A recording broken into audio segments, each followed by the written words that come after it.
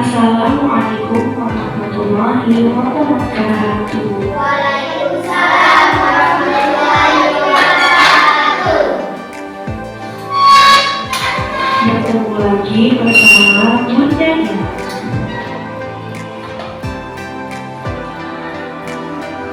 Sebelum kita lanjutkan, mari kita awali dengan doa berujar.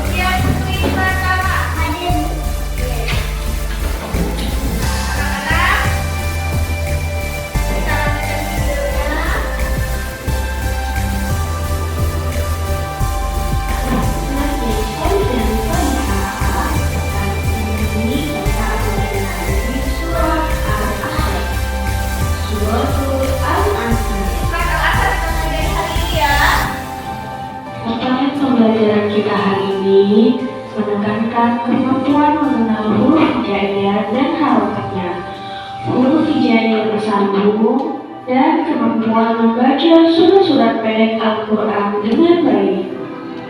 Adapun tujuan pembelajarannya, setelah mengikuti proses pembelajaran ini, peserta didik mampu memahami huruf hijaiyah dan harokatnya serta huruf hijaiyah bersambung, memahami Quran surat Al-Fatihah, Quran surat Al-Ikhlas, Quran surat An-Nas, Quran surat Al-Falaq, Quran surat Al-Asr, Quran surat An-Nasr, dan Quran surat Al-Kautsar.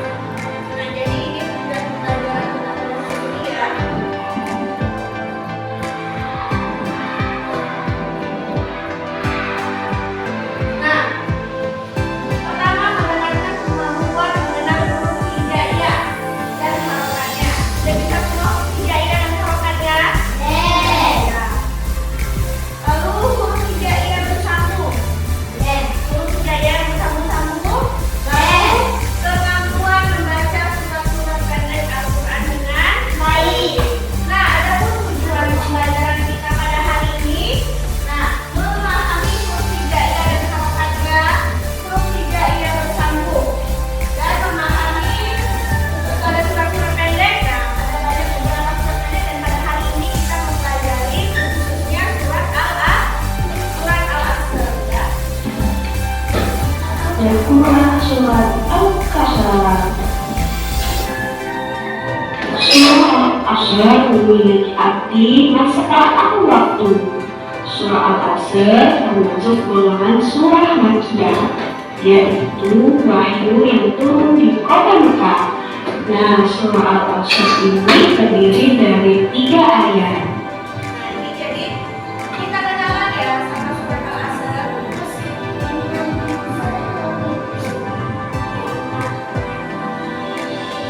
Sebelum lebih lanjut, Nah ya, jadi kita kenalan dulu sama surat Al-Asr ya. Karena surat Al-Asr itu apa artinya? Apa? Angkat tangan nanti. Apa? Angkat tangan ya. Apa? Mengingat masa akhir.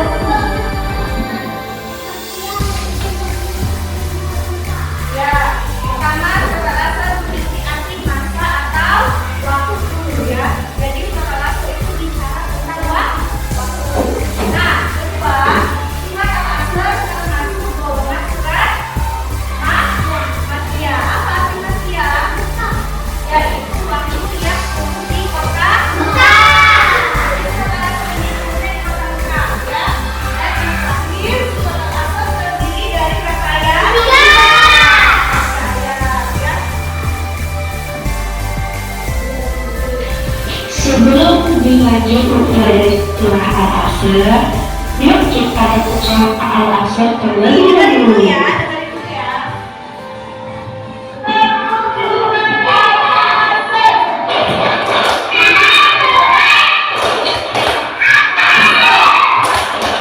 Dengerin dulu ya.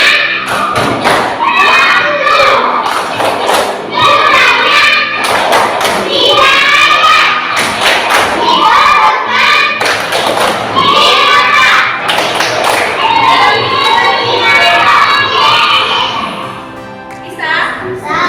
Berikut ini adalah bacaan surah Al-Asr. Sebelum lebih lanjut mempelajari kisah Al-Asr, yuk kita ikut surah Al-Asr terlebih dahulu.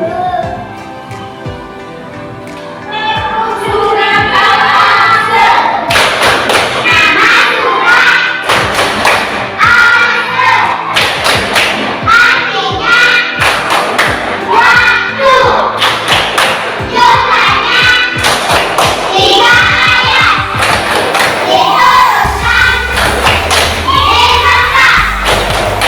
Diturunkan di Mekah. Berikut ini adalah bacaan surah Al-Asr. Yuk kita simak.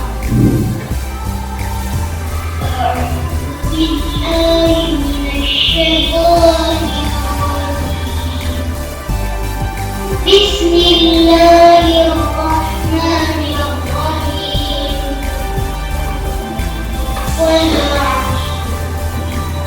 Innal insana lafi khusr.